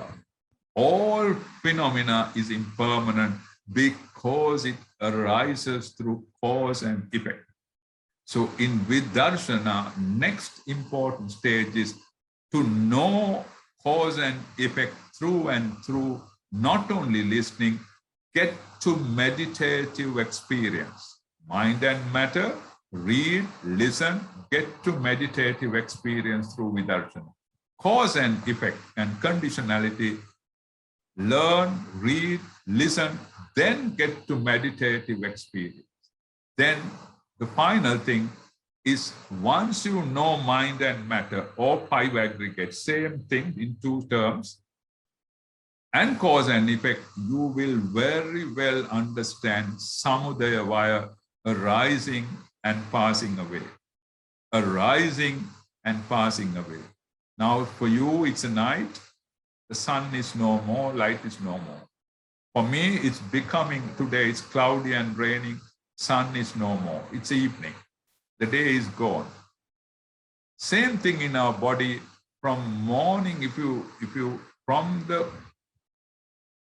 the lighting time in the morning up to now, all mind and matter has arisen and passed away. Because Patavi, hard element, liquid element, calorific element, air element keep changing. Upachaya, santiti, jarata, anichata, pali word. It arises in static for certain condition, it starts decaying and it dissolves. Mind is nothing but no chance, even 5 stages like that. Mind, feeling, perception, mind formation, all only a spur of the second, 30 million times in a second, it arises and passes away. If you get to Abhidharma, they are called cognitive series, how a mind starts coming. Atita, Bhavanga, Charana, your subconscious starts moving, getting disturbed. Then the object comes in. Then Aham Baluva Chakku Vijnana. Then what happens? Sampatichana Santira. Don't get worried about this word. Receiving the message, accepting the message, analyzing the message. Javana is faster than the light. You keep grasping at this thing. Then comes to consciousness. You make it self. You make it mama mage, mata peyanava, man dakinava, make a mage, this mind, me, and self comes in. So, whenever, if cause is not there, effect is not there. If you stop clinging, now get to cause and effect, our aim should be to get out from avidya. That's why we should sila samadhi prajna. Why we should, however much you are a best virtuous person, you don't attain nibbana. If you could be the higher guy who achieved the highest concentration, you will not achieve nibbana. With virtue and concentration, guided vidarshana, this intellectual and analytical insight wisdom would take you to the destination of holiness, that you realize that there's no self. So samudaya vaya is happening faster than the light, but the meditator, vidarshana meditator, through meditative experience. Now you bring some flowers from flower shop, put it in a vase, it gets depleted few days. Now that's also anitya, not that. You go into why the flowers are withering away. What are the factors helping the flower to be bloomed? What are the factors contributing it to wither? Then you realize it's cause and effect and mind material. Then you will not be sad that the flowers withered away. You understand it. So I think time is running out. We couldn't do practical vidarshana. I wanted to get into breathing meditation. I wanted to get into breathing technique, anapanasati, and then move to meditation of vipassana, because otherwise we are hitting in all directions, nobody is understanding. I don't have to say, sorry, this is what happened.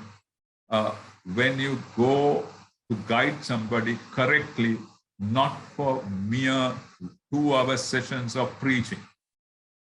My aim is to take you out of the mess that all beings in the world goes through. Not this mess of COVID, but in general, being born again, going onto this suffering and entertainment. And therefore, we will conclude it here. If you are willing, because it's everywhere is locked down, you have not much entertainment, you can't go clubbing, you can't go to gyms and all that. Even supermarket, they keep showing Australian supermarket, nothing on the racks. Truck drivers are on strike, or I don't know whether you have anything to eat. Anyway, with that, your activity is limited. So if you're willing to get to practical exercise on anapanasati, which would again take half an hour, because there are way after 2,500 years of existence of Buddhism, various vihara gana, 13 schools explain this differently. Thailand, one way Burma, one way America, one way in Sri Lanka, one will say Pimbenawa, Hakilenawa, various things, they go on coming out various, but don't go out from the original text of Buddha, the old Sutta canon. There are 16 steps given how to develop breathing technique. There are 16 steps which is explained how you have to develop breathing techniques. Breathing entire anapanasati at 16 steps. I have to explain that to you. Otherwise, you will close your eyes, track the breathing, it goes out, come back again. You know, we are nowhere. We're wasting our time. So if you all are willing, if you feel that wisdom is something which you could reach, if you feel you are not wasting your time, I'm ready, because I'm renunciated. I have few things to do. Appa kicho, karani mesu, I have few duties to perform. So with the meritorious background of my mind, that I'm helping some people out there, especially Visakhians, I have a sort of a not a sympathy, some link, because you all have been brought up in Buddhist environment. You are living in outside Sri Lanka, but still you have the core values which that school has put to you. And whatever complicated environment you are searching Dhamma, you are searching Nibbana. That is the best thing that could happen to you in this burning planet. So therefore, it's left to you. Ball is on your court. If another Saturday could be used, we can get into, now I explain you 4 major elements which you have to qualify in Vipassana meditation. I repeat: mind, matter, cause and effect, arising, passing away, finally, anitya, dukkha, anatma, impermanence, unsatisfactory condition, and finally, selfless. Those are the sort of major ingredients you are going to get it on, not only by theory. Today with theory you have got little. You may read it through the Google or books or whatever I told Renukane Vipassana, Bhavana, Pota, or whatever it is you read. Then we need to get to meditative experience. That's a personal commitment. Nobody can provide you that. It is your keenness which should get. I could guide you on another day, if time permits, how to get into breathing meditation, anapanasati, and get to vidarshana. If time permits, another day, you take the body, this fathom-long body, how to do vidarshana, get to this realization. Then you get to another day, if possible, or same day. Sajota's question: walking, sitting down, sleep, any posture, or you are wearing your frock or sari or trouser or whatever it is, such moments when you move, when you are cooking at the pantry or working in office, how this whole mind and matter thing is, you can do vidarshana on all those aspects. But one advice is, not only me, if you are getting to vidarshana, please do it under guidance of a master, under Kamatahan master, because today it's been adulterated in left, right, and center through social media, because people are just declaring things without touching the core, what Buddha showed. So therefore, dear devotees, time has run out. Taking the 2 questions, I trust you understood what vidarshana is to some extent, than being in the dark room. The question raised was offering flowers to Buddha. Does it create merit? Or how did it come into Buddhism? Now, number 1 is leave Buddha away. Leave Buddhism away. It's Sajota's birthday. If Ashwini remembers that, if she's far away or a little bit distant, what do you? She will send some flowers. I'm sure she sent some flowers. We'll say somebody is dead. Do we keep food on the casket? Do we keep clothes on the casket? No, we keep some flowers on the casket. Then we remember him. Now, yesterday there was a Zoom banner for my neighbor who died of corona. Her photograph is there. And they put a garland. They keep some nice flowers in front of it. But there again, you respect the dead with flowers. Buddha said in Mangala Sutra, when he was asked, what is a blessing? What is a good deed? He said, Gara vocha nimatocha. Respect who deserve respect. You understand? Gara vocha nimatocha. Again, he said, also pay reverence, respect to who deserve. Puja cha pujaniyana. We'll say, at this moment, we'll say Jeremias Das. That's a photograph in Visakh, or the stand, whatever it is. What happened? On her commemoration day, you will light a lamp and place some flowers. Same thing got into Buddhism. Buddha in Sutta or Trinik, Abhidharma Sutra Vinaya, he never said offer flowers or pujas to me, because his core theory of nothingness, anatma, pujas doesn't play a role there. That's a different thing. That is the basic and the foundation. But Buddha is no more. Now we thought of infinite of Buddha. There's so much of respect, saddha emanating from your heart. Therefore, we offer flowers. I hope the question is answered. It is a matter of paying respect.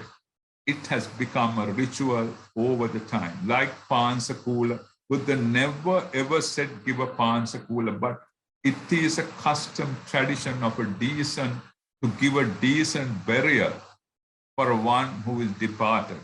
Ceremony, offering chivara, pouring Amathagaveshi, pouring water, remembrance, reciting anicca, that gives a psychotherapy to you. You don't bury the guy, go to a coffee shop and have a coffee or some wine and go home. If the husband is dead, that wife gets into tantrum of psychology. But the beauty in our culture is so many relations around, they will comfort you. There's dane, there's bana, people get together. So remember, offering flowers do evoke merit because it's a deed of saddha. We spoke of lofty mental condition, kusal sit. Anyway, offering flowers gives rise to faith or shraddha. That is a wholesome deed. What happened? Wholesome deed garnish your consciousness in the right direction. It doesn't drive you to the hell. It will drive you to blissful status. So it becomes flower offering, not only offering flowers, anything offered as charity or to your parents or the visitor coming home or anything. This is the best way. I'm far away. No, you can't offer gilam pasa, you can't offer pirikara. But there's an offering in mind. Sajodas, can we offer some alms to you online? So like that, you keep offering as a respect. So remember, offering flowers become a merit because it's led through the mentality, mind formation of saddha, which is a wholesome deed. That's it. It's not a bad deed. If you don't, we'll say, we offer flowers and we say, Puje mi buddham kusumena nena. I offer these flowers on your feet. And then this nicely blossomed flowers withers away. So am I will wither away. Now, for the Asutta Pruthagdana, what is Asutta Pruthagdana? Mundane person, living person who doesn't understand anything. He keep flowers, he recite that and go away. It could be you or one of you, but anyway, it's just offering. Then you are a person who have read Dhamma, listened to Dhamma. There's a lot of faith in your Buddha. So then there's a lot of saddha. You offer and said, Sir, Master, I offer these flowers to you. May with this merit I gain Nibbana. That's one step ahead. Then we'll say, you are a person who developed vidarshana. You are a person who has seen insight. You say, Puje, these flowers are material form. Its cause and effects, therefore, subject to withering. The one who offers me as a person is also mind and matter, whereas due to cause and effect, this mind and matter will wither away. That's it, Nibbana. Nibbana is where under your nose at that time, not anywhere else. Puje, see the stanza, that words itself, you convert that to vidarshana. Offering a flower becomes a meditative subject for vidarshana, and you can reach liberation. That's a question answer. Next thing is, what is brain and what is mind? Time is running out. Can I go ahead or stop it? Ashwini? Just answer that question. Brain is the physical unit which should harbor your impulses. You know, brain and nervous system has something called neurons. That's material form. Neurons give rise to electroneuron impulses. That is very fine. You call it kaya vinyati. A material-based consciousness, that's the sort of an electric, again, it comes to cause and effect. It's an energy which goes through, spread through your bones and sinews, and the certain movements take place. So when you say brain, take hypothalamus or take cerebellum, take cortex. all, I'm no doctor, but each of these material form bases helps or associated with fear, anxiety, decision-making, things like that, your stress and all. All these stress, anxiety are all mental forms.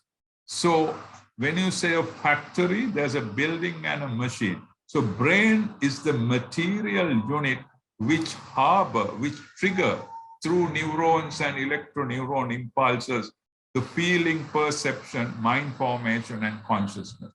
That entire series is called mind formation or consciousness. And when you say mindfulness, is part of that mind formation. So brain is the material form, mentality or mind formation is the energy aspect which is sort of housed, harbored, or associated with that mind. Remember, mind and matter goes in hand. You can't separate them physically. So only it separates when after karma ends, your entire body and mind gets up. Until that time, they are hand in hand together. So that's the answer. Then for the young ones, I gave the answer, make it a habit, meditation, because if you don't improve your mentality, the world you're going to face in few years is very complicated. You can see what's happening around. Don't be a psychosomatic person. Be a person, young lady or man, who has control in senses, and you can lead a good life, and you will never visit psychiatrists, psychologists, and you will be not a stressful, old, hackety old guy. So that's the answer. Then Vidarshana meditation, you don't have to sit in one place. Once you are a master of it, all your movements, sitting down, standing, walking, everything, you start contemplating, reflecting on Vidarshana. So those are the answers. With that, I come to an end. Sorry, as planned, we couldn't do a practical session in developing Vidarshana without knowing the base work. So today we explain, may the merit, especially Sajota and the team of Visakhians in the New South Wales, today also gave the gift to the world during these burning times where the whole planet Earth is subject to this pandemic and a lot of life is being lost. People are in anxiety. In a time like this, today also we spend this valuable 2 hours to develop our insight knowledge with Vidarshana, and then which will help us to reach to the liberation, which we have all this time saying sadhu, sadhu, sadhu, mayayate nibbana, now becomes a practical episode which you and I have to do. So with the merit we gain today, let all deities who protect you down there in Sydney and all across Sri Lanka and in the globe, may their protection protect you from all disaster, danger, and sickness. May their blessings help you to thrive through your life effectively, being prosperous, healthy, and long life. May all the departed ones, the founder of Visakha Vidyalaya, Jeremias Dias, and certain principles, Pulimud, I remember, all the principles and the teachers who taught you at Visakha, and thereafter in Australia, in all the universities who taught you, and your parents, if they have departed, and if any loved ones of your known ones departed through COVID, may all be ushered this merit we gain today. May they be safe, happy, and may they reach liberation.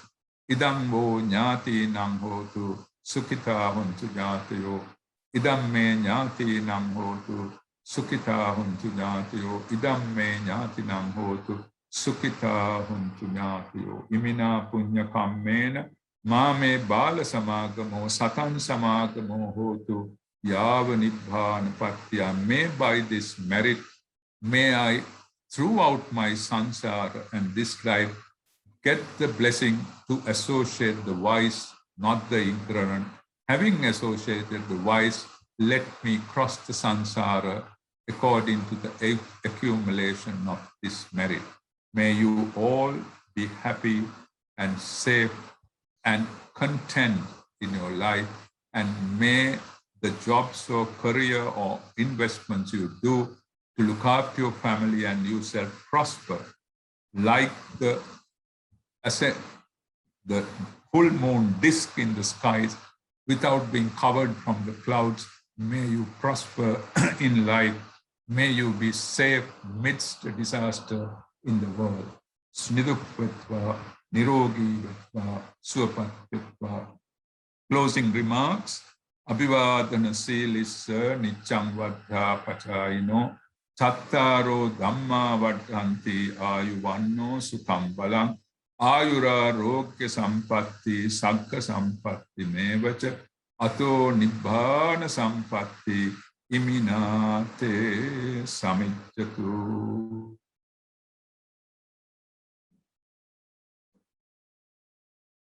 So Sajota, I will leave the participants. Is it okay?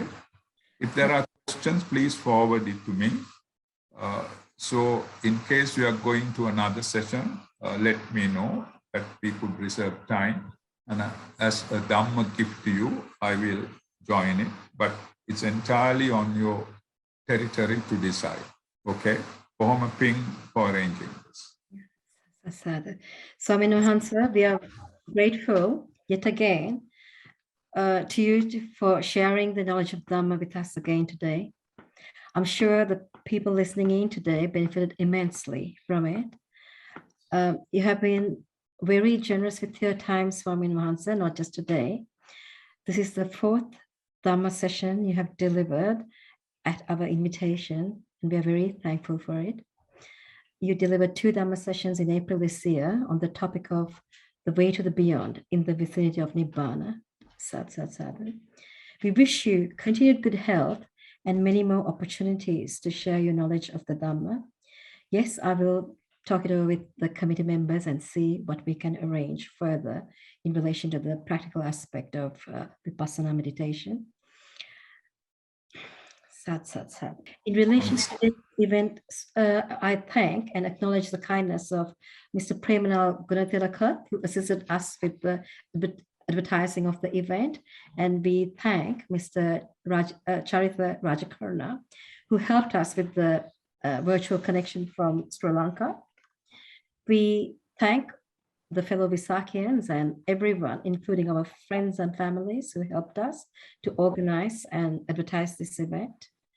I thank the committee members of the Visakhians of New South Wales for all their efforts in making this event possible. Most importantly, I thank everyone who connected with us today and for taking advantage of this opportunity. And I wish everyone well in their chosen spiritual paths. Sat Sat Sadhu. Thank you. Sat Sat Sadhu. I'll move out from the screen. Thero and Saranai.